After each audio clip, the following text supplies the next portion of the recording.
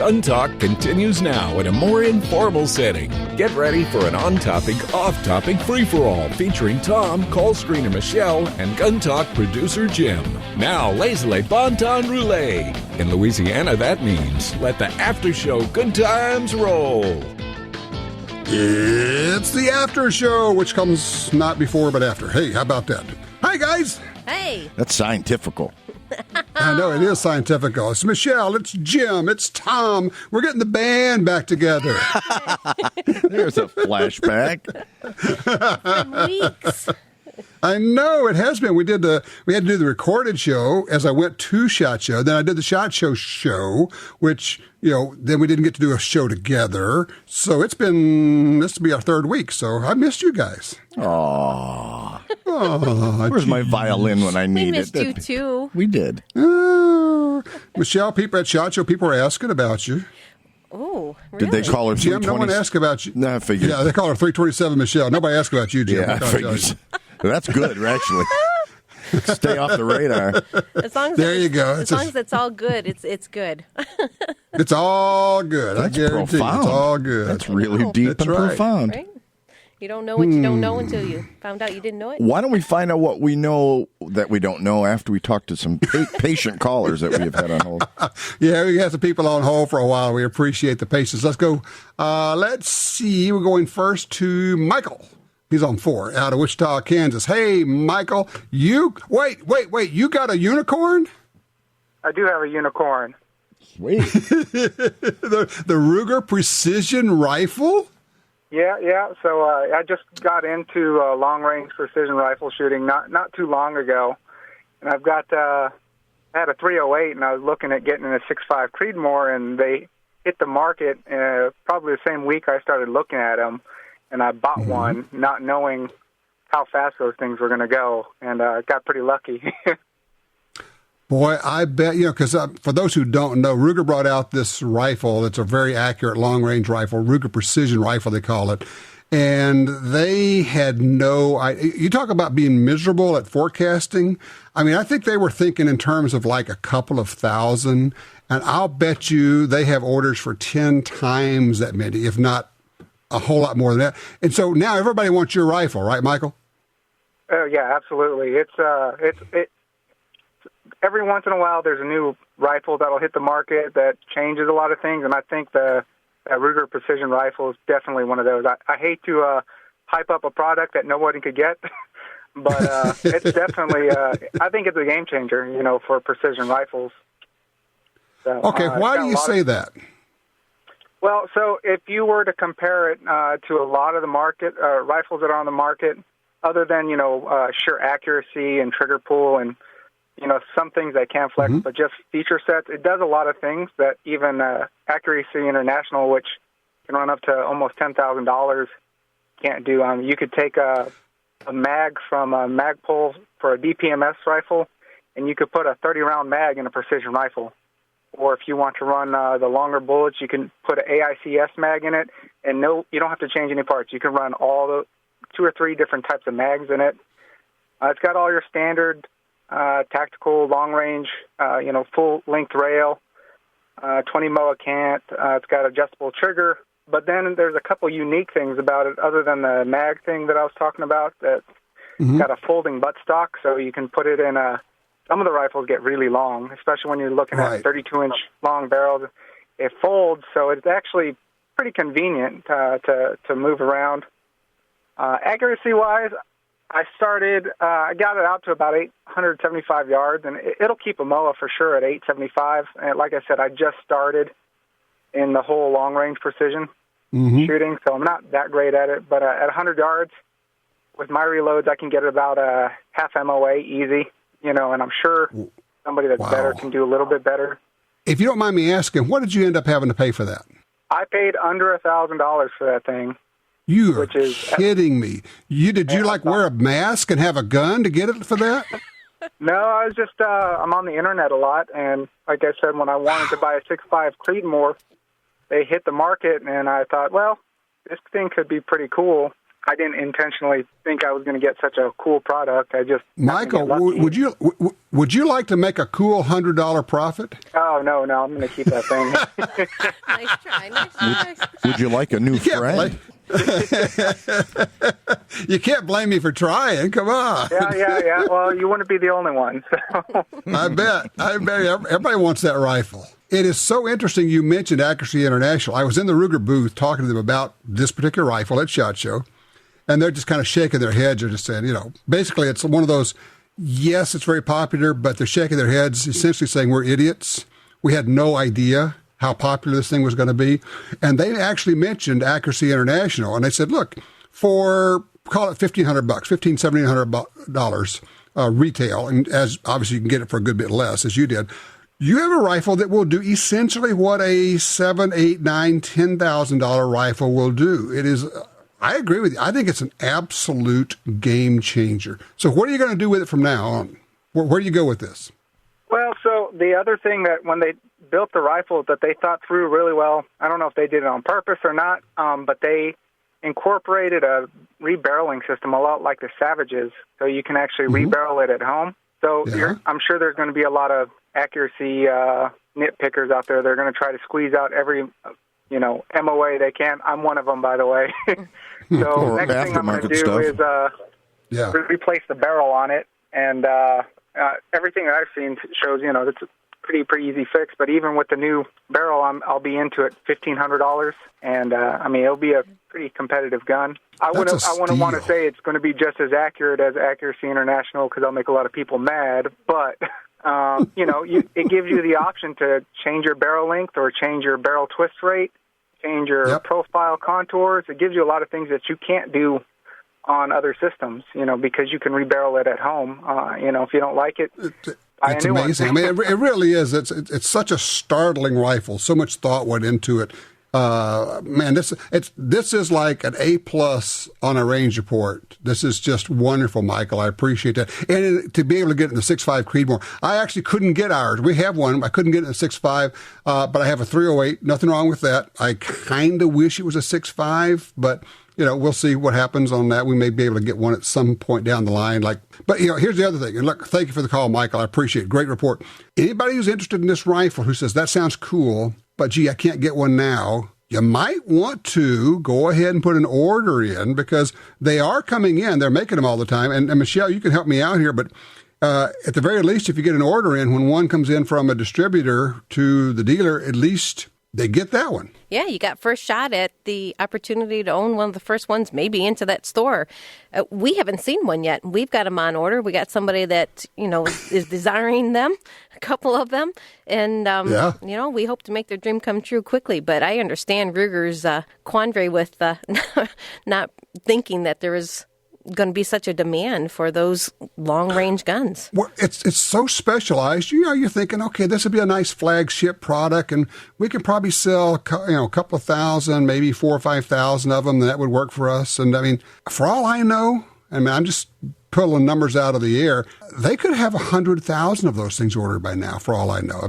It is that startling. If you're into long-range shooting and you go, wait a minute, I was going to buy a $6,000 or $7,000 rifle, and now for under $2,000, a lot under $2,000, I can get one that's right in there and has all those, and actually more features than some of the others have, which is the cool part. Put some money towards a real scope. Well, and therein is a good point. If you get this for $1,000, $1,500, you need to be planning to spend that much or more on your scope. This is not a rifle you go stick a $200 scope on and expect it to perform, because sometimes our rifles are not shooting badly. We actually have a scope that's not behaving well. I don't know why it is. We think our scopes are always going to be right in the problems with our rifle. Comparing apples to apples, you're still a fifth or sixth of the price of the big boys. Mm-hmm. You've got a great performer. Yep. It's a heck of a rifle. It's just, the other thing is, if you look at a picture of it online, it just looks gorgeous. It is really a nice looking tactical, technical, long-range kind of rifle. It's fun. So Tom, great report. Oh, let me ask you a question. Do you want to make $100 on your 308? Oh, that was evil. So what, you're telling me you have somebody that might want one, huh? Oh, yeah, we know somebody might want one. 110. Well, yeah, it's funny because, it's. I mean, you guys know we get guns in and we shoot them for the TV and all, and then we send them back. I mean, it's like we're burning up UPS going all back. And then every once in a while, you get a gun in and you're going, and I'll say, don't send that one back yet. And then like a month or two later, don't send that one back yet. I said, I finally go, something I want to try. And then finally you say, okay, how much is it? I'm going to buy that one. But I think what makes the difference with those guns, too, and I've had the opportunity to shoot a fully customized 6.5 Creedmoor, and I've shot it at 800 yards, and recoil is minimal with them. But Right. Hornady makes some great custom ammo. You don't even have to be a reloader. You're exactly right. Well, across the board now we have good ammo. Well, if you're going to have a 308, there is fabulous, accurate ammo from a half a dozen loaders now. Right. Yeah, Black Hills. You just take some of that Black Hills ammo and drop it in there. If the rifle won't shoot with Black Hills ammo, then you got a problem with your rifle. It's not with the ammo. Right. Man, so that's cool. All right, that's a great report. All right, let's get Chuck in here on 2 out of Dallas. Hey, Chuck, thanks for your patience. Hey, good afternoon. Hey, when I was listening to that guy from Montana talk about his Canadian wife, it made my teeth itch. If I've never heard that phrase before. It made my teeth itch. I love that. I'm 70, and I've had siblings who voted for Obama. I haven't talked to him in over 8 years. I think you got to draw the line someplace. Well, I hear what you're saying, but, and I'm going to throw this out there, not talking to your family is never a good thing. For one thing, you can't move anybody if you're not talking to them. Also, I will tell you, there's an interesting thing here. I'm going to go real personal on you. Just share a story. My big sister campaigned for Goldwater and then campaigned for Mondale and is pretty much out there on the left side of things. Strong Obama supporter, except when it comes to guns. So just because somebody supports Obama doesn't mean they may not be right on guns or may not have a crack there that you can get into if you keep the conversation going. I just want to throw my thought out that it is a shame to let anything come between you and being able to talk to your relatives. That's a tough thing. I understand what you're saying and all of that, but I just would encourage you to not let that, or actually not let anything keep you from having conversations with your family members. Been down that road, and don't let that happen to you. Look, I appreciate the call, Chuck. All right, I tell you what, let's take a quick break here, and when we come back, we'll talk. If Michelle will call us on the phone, we'll actually take her call. What do you think? She's on line 3, 2, and 7. Weird. There you go.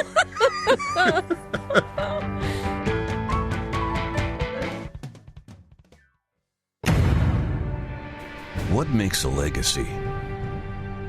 Is it quality? Craftsmanship? Maybe it's the idea that every American deserves their right to security and peace of mind on and off the battlefield. What makes a legacy? Here at Colt, we're making it every day. Colt, built one at a time, proven every round.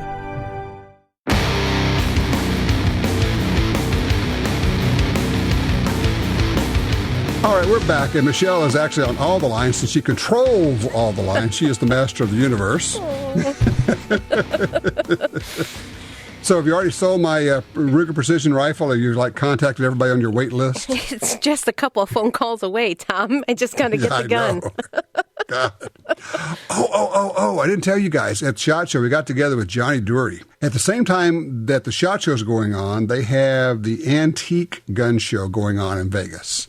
So he was over there looking at some high-grade guns, and he would keep sending me pictures he would take with his cell phone of these. I mean, you're talking about guns that cost more than every car I've ever owned put together. Wow. And I would send him a note back. I say, well, I'll go as high as $5,000 for that. He says, well, for that, you can have the case. It's great to have personal shoppers, isn't it?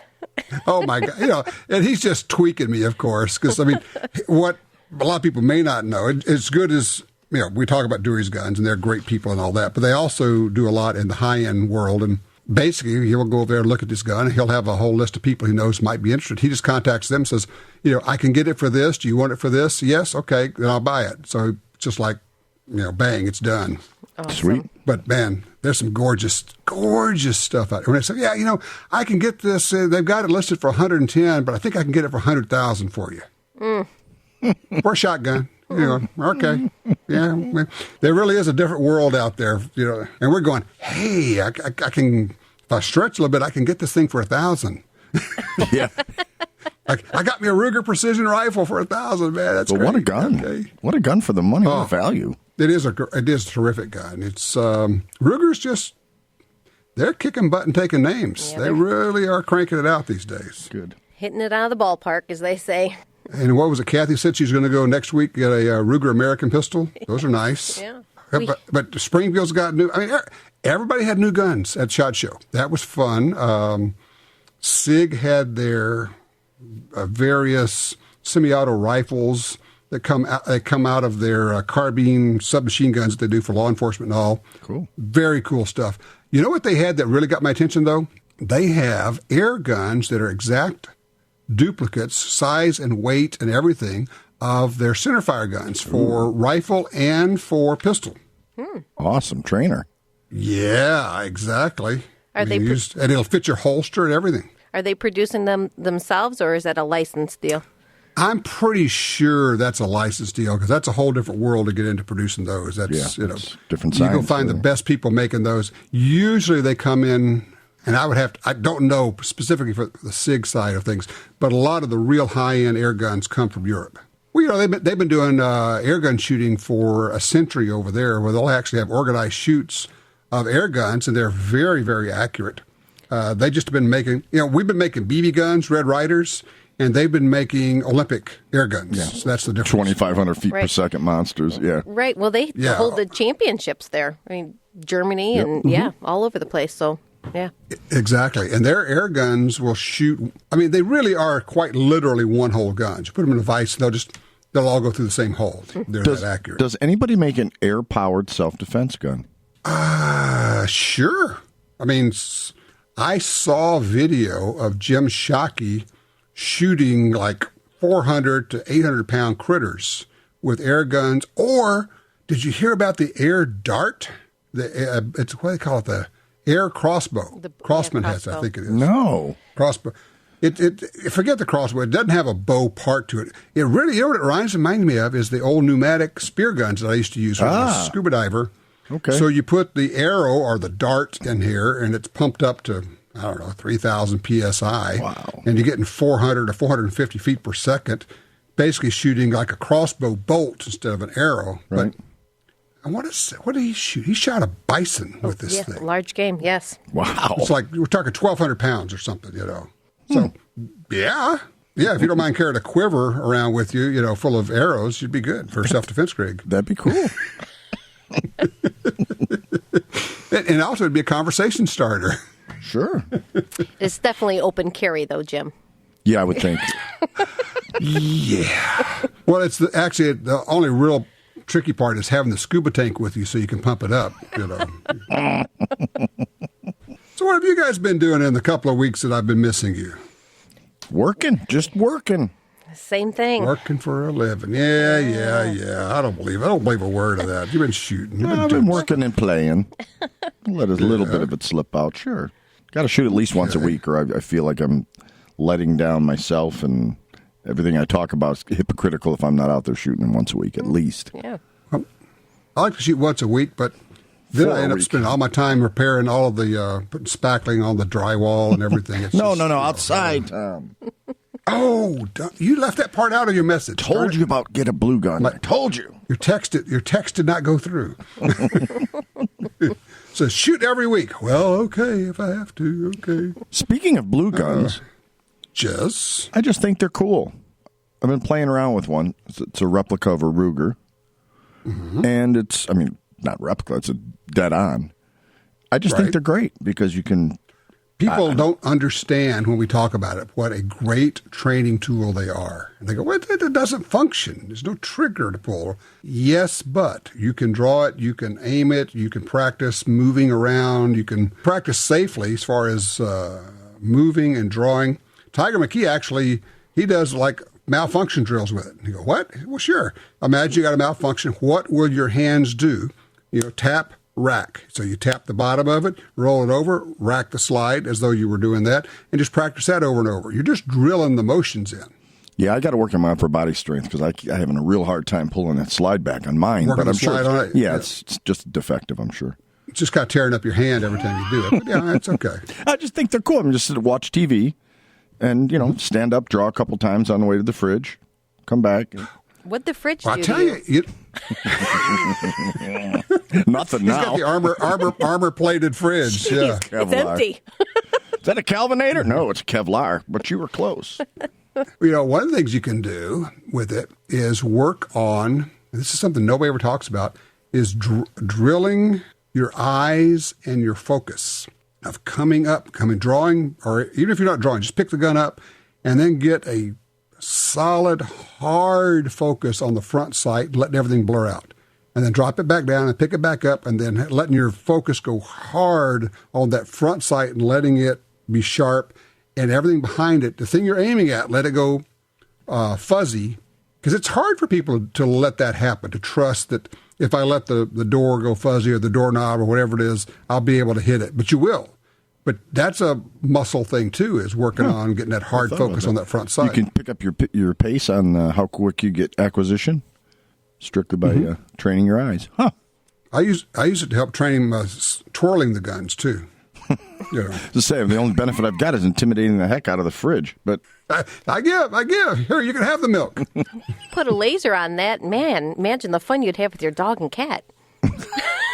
Well, you laugh, It's but true. the ones that have rails on them, you could put a laser on Yes, there. you could. Which also helps with that strength training, I believe, with the eye coordination, because you can see every little movement you make. I wouldn't recommend relying just on the laser. I still try to pick up a sight picture, but you definitely see your movement. It's funny you should mention that. Ryan and I were having a conversation this week, and you've heard me talk about what a believer I am in lasers and how good they are. And frankly, I don't have one on the carry gun that I'm using right now. And after spending some time in the Crimson Trace booth this past week at SHOT Show, I want to go to a light laser combo on my carry pistol. And I know I'll have to get a different holster arrangement for it. But the reality is, in any kind of even semi-dark room, it can be really hard to pick up the iron sights. Mm-hmm. And having a light and a laser on there makes it a complete package. And yeah, I always carry the handheld flashlight, and it would be nice to be able to think I can pull that out of my pocket and I can do the Harry's grip or whatever for the lights. But you may just have barely enough time to rip your gun out of the holster and get it on target. That may be all the time you have. Mm-hmm. And if you have any kind of malfunction, what are you going to do with your flashlight? Well, that's where you put it in your teeth. Yeah, that wouldn't draw any incoming fire. Oh, my gosh. Oh, yeah, we actually do work on malfunction drills when we're carrying the flashlights, and it's interesting, all the things, I mean, really do. People put it in their teeth, they stick it underneath an arm, That's what I think, opposite arm, weekend armpit, I would think.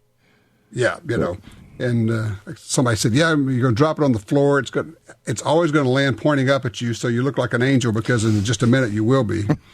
So, very illuminating. Oh, har. R. Jeez. Such foolery. All right, you know what you have to do, Michelle? Slap. You're over there. There you go. Shrek. Thank you. Sorry, Jim. That's okay. It's just your turn. She charges me extra for that. Oh, okay. Wait, we may be getting a little TMI here. I don't know. It's my lovely wife and I were talking about women and carrying again, and going through the whole drill of purses and what a pain they are. But frankly, a lot of times they're the only option for a lot of women. And we're just kind of talking about, you keep hearing, it's not a lot, but any is too much, of a toddler or a youngster getting a gun out of a purse and kind of going to the whole trying to educate women about if you have a gun in your purse, you can never get more than, frankly, if you can't reach out with one or the other hand and touch your purse, you're too far away from it. If it's got a gun in it, you cannot step further away than that. What do you think, Michelle? 100% agree with that. People who come into the store and they're looking for the purses, that's the first thing I talk about is, do you realize how often you walk away from your purse or turn your back from your purse at the grocery store all the time? This is one of my, I've stood on this platform before, but the women that set their purse in the baby seat carrier, oh God, yes, and turn and pick up their green beans or soup or whatever it is that they're shopping for, their purse is on the other side of the aisle. And they don't even know until they get up to the register that if anything should happen, but that something has happened, you know. Right. And, or somebody lifted something out of there or... Right. Yeah. So if you have a child with you sitting in that seat and your purse is there, in a matter of moments, it's pulled. So if you don't have a specialized carry purse, one, that's the first thing you need to do. And secondly, my biggest thing on this, I believe, is probably the cross-carry purse. It's always on you. You don't have to pull it up onto your shoulder at all. It's just always right there. It's always in the front. It's always Describe easily the cross-carry. It goes over your head and like cross the shoulder, so it's kind of it's a sling almost. You got it set not on one shoulder, but actually over your head. Right. And, you know, they're left and right-hand acquisition with the purses that are professionally made. And I think that's probably the best route if that's the way you have to carry. And like you said, sometimes that's the only way that you can carry. And something is better than nothing. Well, we got to spend a little time at the SHOT Show with the guys from Vertex. And they have a new line of bags, of carry bags, that are pretty interesting because, I mean, they're fairly camouflaged. They look like, messenger bags. And we don't have messengers where I live, but in cities like New York and all, they have, messengers on bicycles and run around. They always have this bag slung over their shoulder and they're carrying stuff. These guys, they've got an AR in them. No kidding. So, yeah. And, now, those are designed for security guys, tactical guys, undercover guys, all that kind of deal. But they're making smaller bags, and a lot of guys are carrying bags now, more and more, I'm seeing. It's an interesting option, whether you call it a MERS or man purse or your tactical bag or whatever. But it kind of goes back to what you're talking about, of having something designed for carry with a pocket that is secure and designed for that. Right. You want to put your firearm in a place where only your firearm is going to be. You don't want to be messing with your keys or lipsticks or anything else that you carry, your bottle of water or anything else. You want to be able to get quickly to your pistol. Some people carry and have their hands on their purse at all times. I've seen people that do that. Maybe you stand out a little bit, but everybody has their own personal way of going about it. And it takes practice, just like with everything else, pulling it out of the purse, safely. Obviously not a loaded gun or even the blue guns like you've talked about. But blue gun would be a good option for that. It would be, yeah. And, I guess the other thing is it doesn't have to be your main type of carry. It could be an additional option as well. You can have if you're dressed or going to an event that allows you to carry one on your person, the bags, the purses, all that stuff, that can be a secondary type of carry for some. Before I forget, I want to mention, we're talking about blue guns. You can go to blueguns.com and you can see what we're talking about. You can get, here's a Heckler & Koch G36C. You can get ARs. You can get Smiths and Rugers and Tauruses and all in these inert rubber guns. Not Glock. If you're a law enforcement, you can get Glock, yeah. If you're law enforcement, you can get Glocks, but Glock has this funny rule that they won't sell them. They won't allow them to sell rubber inert guns to us. I don't get it. No. I don't understand that. I'll keep asking them about it, but we'll keep bugging them. Maybe one of these days we'll get them to change that. What are your thoughts with using snap caps in training, Tom? I think snap caps can be very beneficial. You have to be pretty much fanatically insane about the safety protocol to make sure that there's no real ammo around if you're going to use snap caps. But if you wanted to use your own gun, I'll tell you where they really come in handy is if you're practicing malfunction drills, because you can't, and reloading for a semi-auto, a lot of times the mag won't really go into the gun well if there's not a loaded round in it. So that's where you use snap caps or dummy rounds in there. And you can practice reloading or dropping a mag, sliding another one in, tap rack, that kind of thing, loading one in. So, there are a lot of scenarios where it can be useful. Right. I just think about people who have shotguns or rifles that they use for home defense.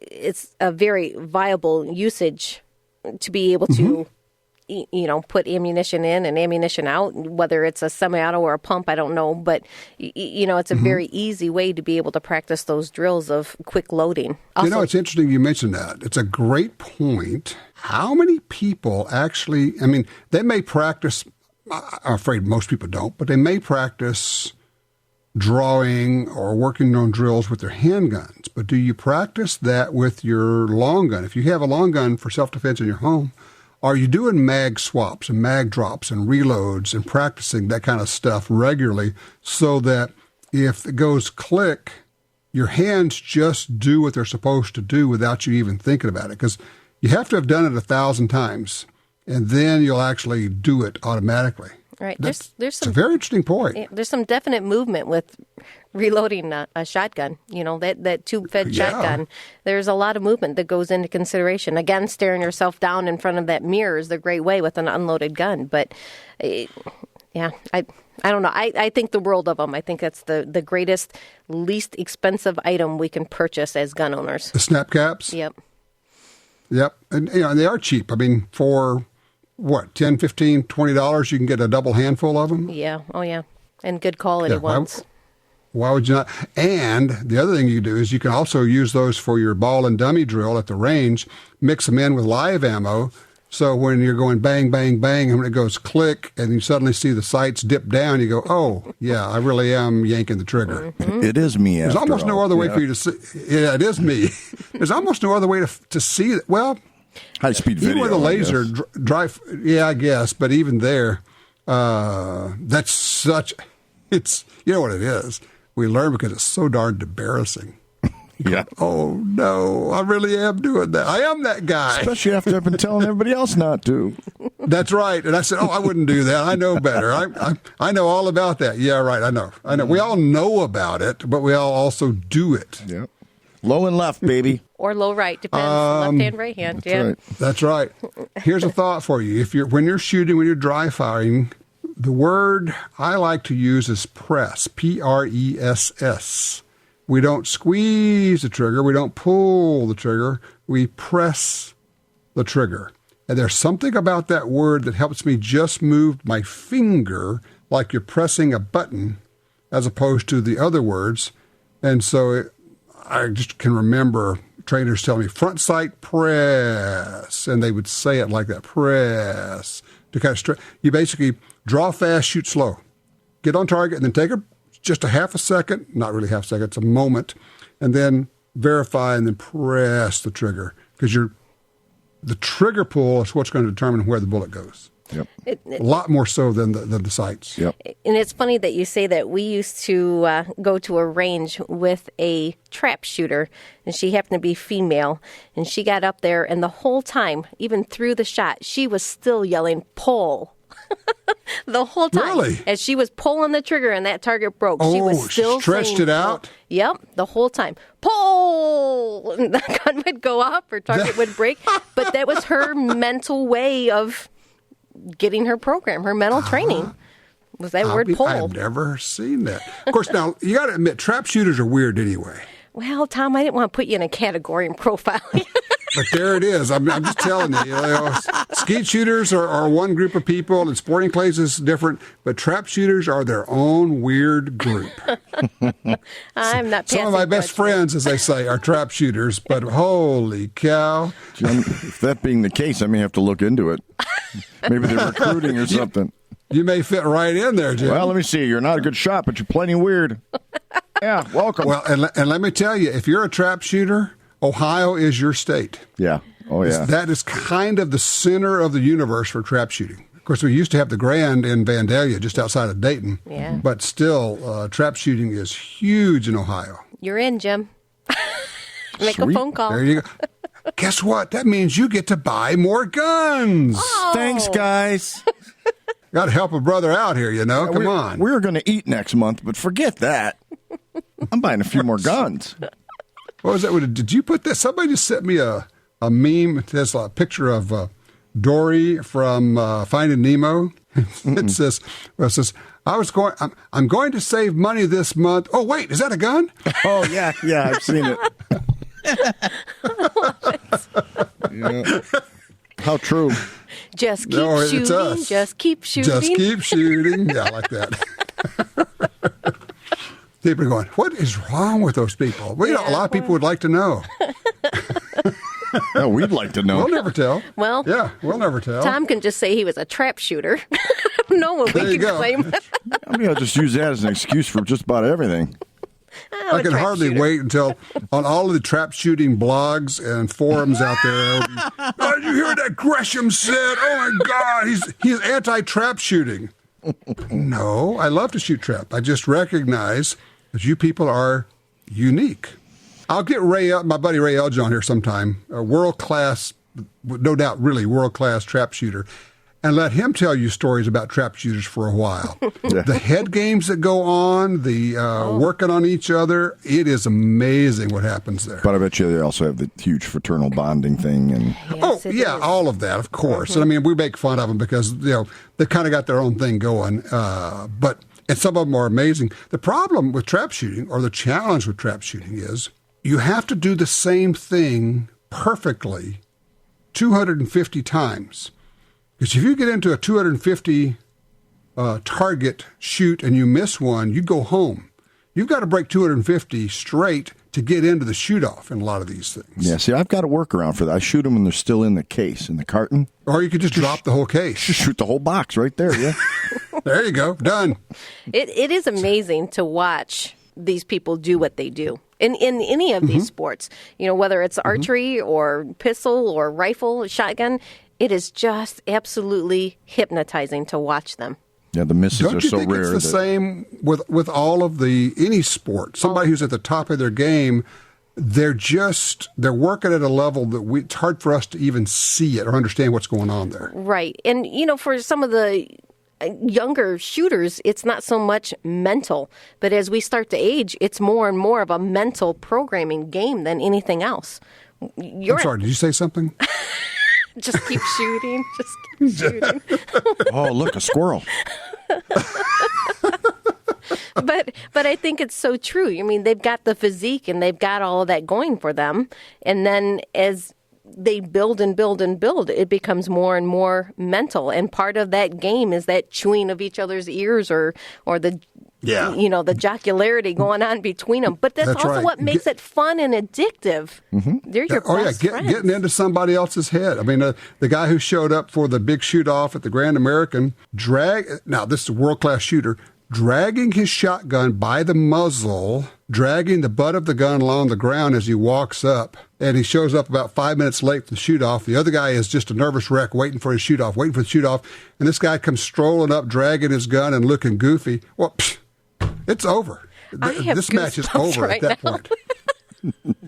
Truly, when you're describing that, I have goosebumps. I'm like, oh my God.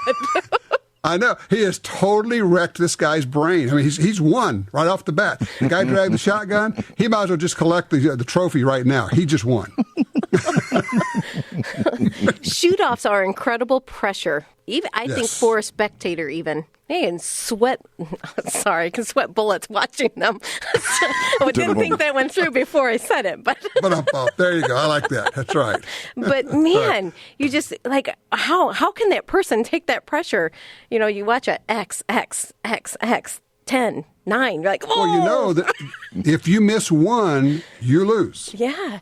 Basically, I mean, if you miss one and your competitor breaks the next one, then it's over. First one to miss loses. It's a missing out. It's insane. It is mental. Because the thing is, everybody there can break every target every time as long as they can keep their focus. It's that moment, that flicker, that nanosecond of inattention when you're thinking about something else, or you're so nervous you want to throw up on your shoes. You're going, oh, God, it's just. I'm not even sure at that point in time they even hear anything going on behind them. Well, that's good because I was going to bring a boombox and set it up next. Only once. That's a big target you brought there. I think I may have told you guys about Kim Rohde telling me about her being able to tune out all the sounds. Since she'd be talking with everybody, and when it's her turn to shoot, she'd drop 2 shells in, close it, and all the sound just goes away. It's like a movie. She says, I hear nothing. I hear myself breathing. I call for the target. I break it, open the gun, and now I can hear people again. Yeah, it's incredible. Wow. Isn't that something? Mm-hmm. Well, it must work. She's got 5 Olympic medals doing this, so I guess it's working for her. Yeah, she'll catch on. She knows something about it. Yeah, I think so. All right, well, I got to go put my precision rifle up on eBay and see how they like it. Just a phone call. Just a phone call. I Come got on. this, Tom. I got this. I'll send you a picture. See how you like it. No, my customer is thinking, yes, I've got one coming. So I don't care what caliber it's in. And that's the other thing. If somebody says, I really want it, just get one. You know what? You'll be able to, when the other one comes up, you'll be able to get that. But I really do want to get a 6.5. I'm jazzed about the whole 6.5 thing. Yeah, it's an awesome caliber. Now, what I don't know is in an AR, I would like to get an AR in a 6.5, but I don't know whether to go Creedmoor or go like with a 260 Remington, which is also a good caliber. Yeah, you're a 260 guy, aren't you? Well, they're all built on the 308 case, and they've got all the AR-10s that, work well. Mm-hmm. I don't know. The obvious answer is just get both, right? Amen. Sure. It's, Man after my own heart. Feed the addiction. Come on. Do you own any of the brass already? Do you own an AR-10 yet, Tom? I own more than one. Yeah, right. So, yes. I actually, the SIG 716, which I got like 3 years ago.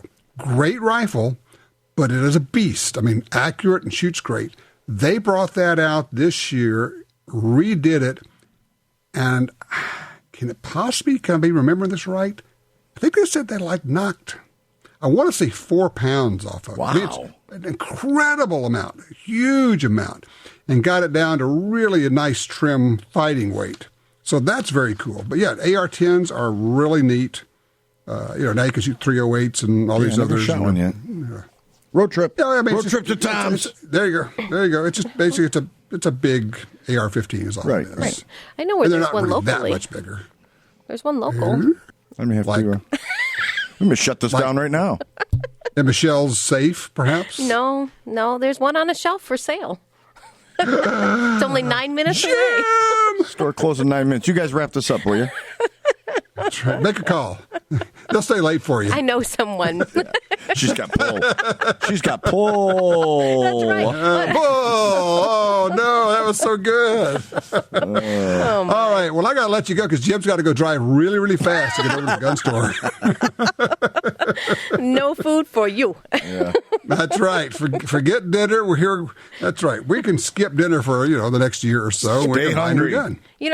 Stay hungry, keep shooting. Yeah, there's something that's in season right now, I'm sure. You can use it on. Targets. Cardboard's always in season. Yeah, well. Or steel. Long-range steel. Now we're having fun. He could still feed his family is what I'm getting Coyote. There's coyote. They're year-round out here. See. Just drive with the headlights off. You'll get roadkill. It works out. Oh, my. By the cost of the meat and the cost of the car repair. You got a $10,000 turkey. Enjoy. Oh, all right. Yeah. All righty, guys. Well, you guys have a safe week. Watch your 6 and watch out particularly for those parking lots. Yes, sir. Likewise. Well, there you go. Another Gun Talk After Show is in the can. We sure do appreciate you sticking around. And remember, everything Gun Talk is available 24/7 at guntalk.com. See you next week for the Gun Talk After Show.